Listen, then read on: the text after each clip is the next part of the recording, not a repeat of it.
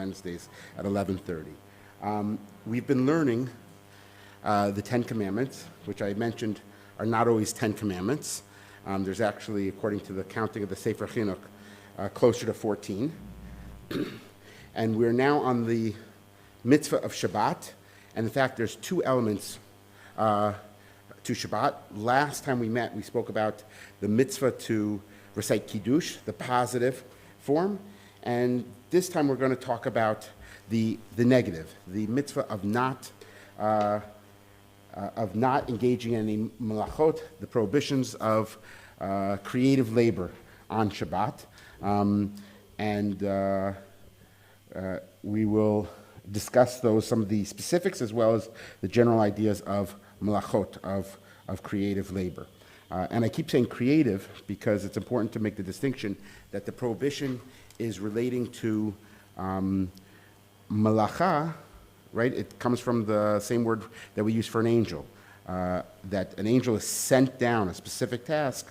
And here too, it's a specific task that we're talking about when we talk about a melacha. We're not talking about general labor, like lifting a couch or moving chairs, but rather those that set us apart as human beings, sort of creative labor. If you look at the first source, which is inside the Sefer Chinuch, he's explaining the reasons for this particular mitzvah.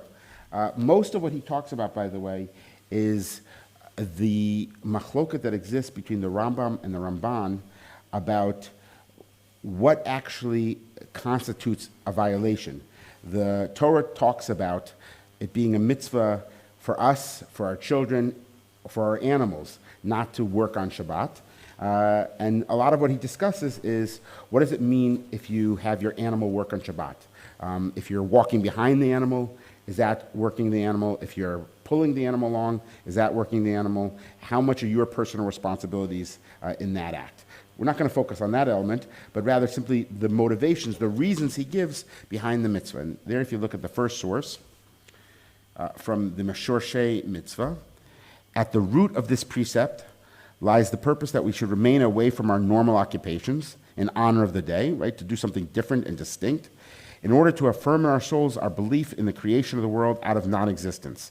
Yesh me'ayin, as we say in Hebrew, which is a cord that pulls along with it all the basic tenets of the religion. Shabbat is a foundational mitzvah that observing it allows all the other mitzvot to take place. And so we ought to remember one day a week, every single week, that the world was created in 6 separate days, and on the 7th, nothing was created.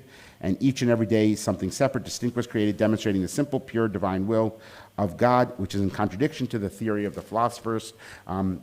Here he's making the point, based upon the Rambam and the Moreh Nevuchim, about there was a philosophy that God and the world always existed together, whereas the Jewish thought is God existed, and then God created the world. Yesh ma'ayin, that didn't previously exist. We've spoken about this idea. There's a moral element as well here, that things can change, right? Just as God changes the world, so too, we spoke about this with regards to the mitzvah of Kiddush HaChodesh, that just because today you may be a slave doesn't mean tomorrow you have to be a slave. It's a foundational idea within Judaism that change is possible, and we see this in the fabric of creation itself, as the Sefer Chinuch writes. He goes on to write, a second element of the mitzvah is to remind us about the liberation of Egypt, that Shabbat is intimately linked with that as well. And indeed, there's a number of different reasons why Shabbat reminds us of the liberation and the importance of there. One thing I would mention, there is a professor at Bar-Ilan University by the name of Joshua Berman, who wrote a book about equality in the Bible and how we learn it from there. And he says that the entire Exodus story really is in contradistinction to the rest of the world at that time on a whole number of different ways. He notes, for example, nowhere else in the ancient world is there a concept of a week. You have concepts of months, you have concepts of years, seasons, but there's no mention at all of a week, 7 days, anywhere else in the ancient world. This is a Jewish creation. Of course, it's connected to the concept of creation, to remind us about creation. But there's other elements in there as well. So for example, he speaks about this entire program, a radical program of trying to create egalitarianism, to create equality in the world. And he notes the liberation is a big part of that. In ancient Near East, there are source sheets if you would like. Yeah, that's also, yeah. In the ancient Near East, for example, how did a religion get started? So you had one individual who came down and told the people that God had appointed him.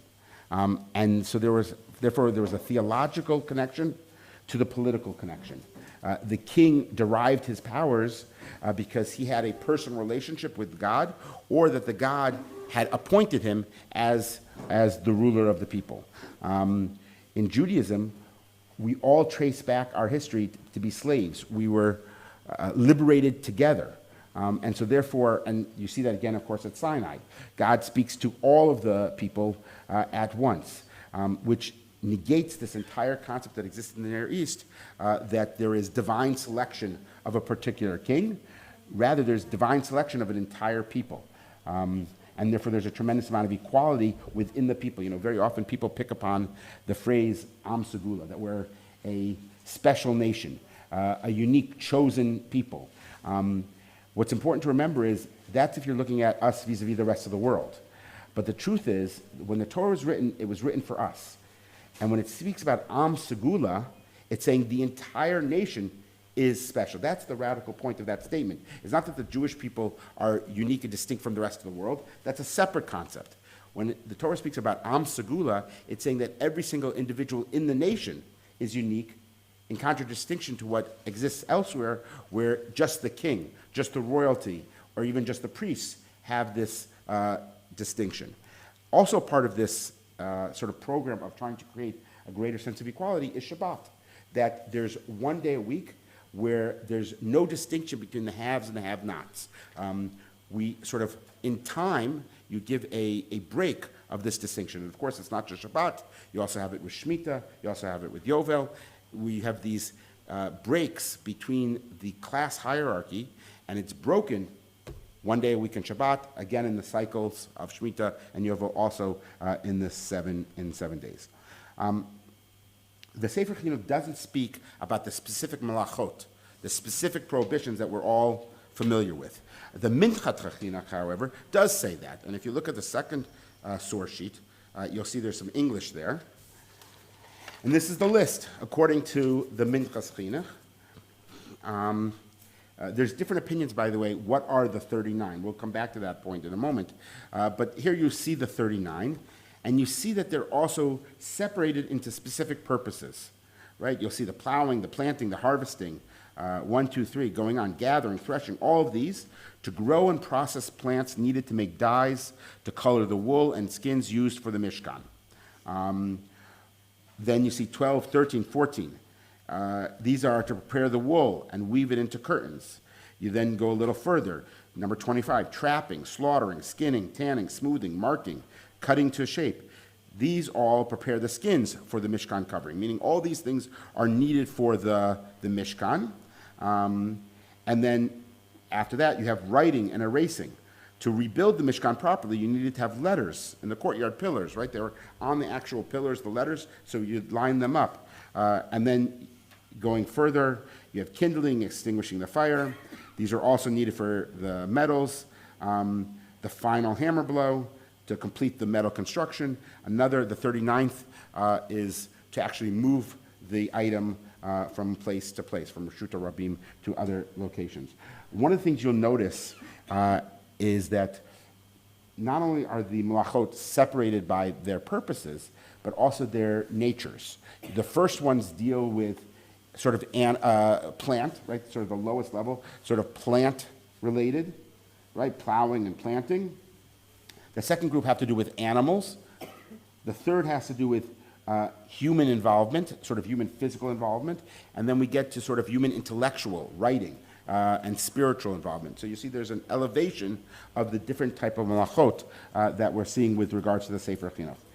The reason why I brought this particular source, however, is because we also see quite clearly there's a connection between the Melachot on Shabbat and the Mishkan. In fact, it's so familiar to us, you probably didn't even notice that I was saying anything radical, that we're learning the laws of Shabbat from the laws of the Mishkan. And there's a lot of sources that justify this idea. If you look at the back in the first source sheet with the... These are all the things you're not allowed to do on Shabbat. Correct. These are the basic core tenets, which we learn whatever is needed. And this is what the next source I was going to mention. Where do we learn it from? So in the Torah, not in Yitro when we speak about the Ten Commandments, but in Vayakel, it speaks about the Mishkan. It says, and all of this work you shall not do on Shabbat. And therefore we then have the juxtaposition of the mentioning of Shabbat and the Mishkan. So what is the work that you're not allowed to do on Shabbat? Whatever work that must have been done for the Mishkan.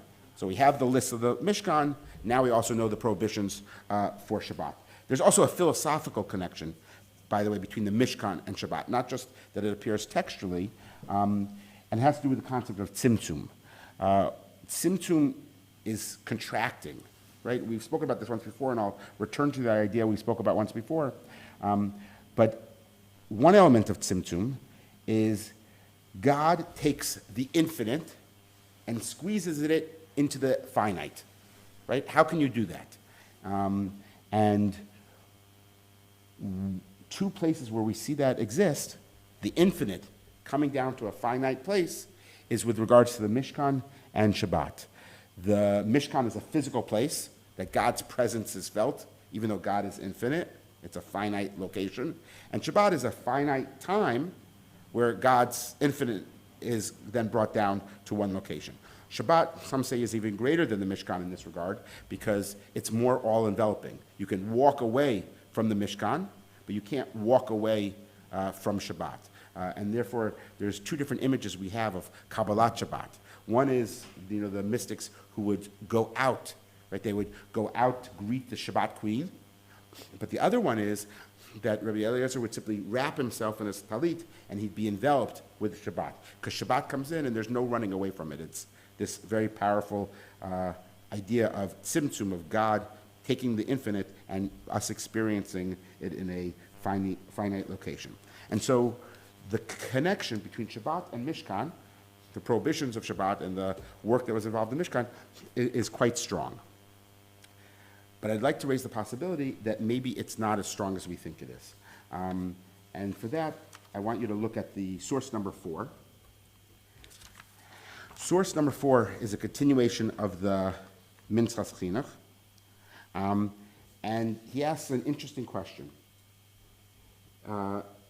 It's on the lower left-hand side. V'hinei, charisha nikra av. Charisha is plowing. That's one of the Melachot, right? It's number 1. It's a av. It's a sort of paradigmatic. It's one of the primary forms of work, and therefore primary prohibitions on Shabbat. And it's explained in the Gemara, Kol Melachat Dahud Mishkan Have Av. Everything that was taken in the Mishkan, that is an av, right? There's also a Todah. There's those that follow from that. But the plowing is a form of an av. V'haya b'mishkan charisha litzorech, and you needed the plowing in the Mishkan, as we spoke about before, that we needed to process plants in order to make the dyes to color the wool and the skins in the Mishkan. However, lechora, it appears therefore, b'midbar, hechaya charisha v'zriya ha'afar b'midbar, eno matzmiach. The Minchas Chinuch asks a very obvious question. He says, wait a second, this is all taking place in the desert. In the desert, have you ever been to the desert, right? It's not